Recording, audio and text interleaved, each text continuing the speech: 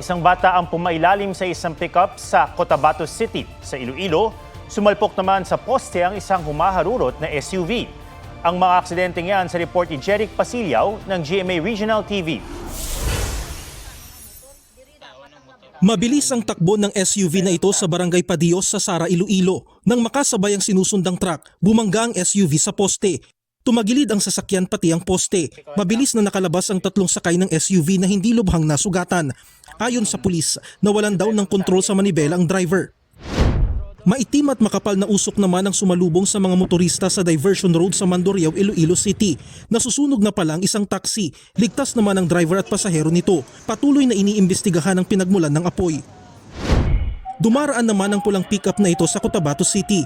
Nang tumawid ang isang bata, nabundol at pumailalim sa pick-up ang 3 taong gulang na babae. Nakaligtas ang bata na nagtamo ng mga sugat.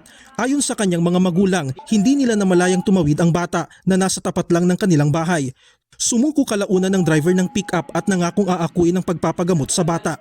Jeric Pasilyaw ng GMA Regional TV nagbabalita para sa GMA Integrated News. Huwag magpahuli sa mga balitang dapat niyong malaman.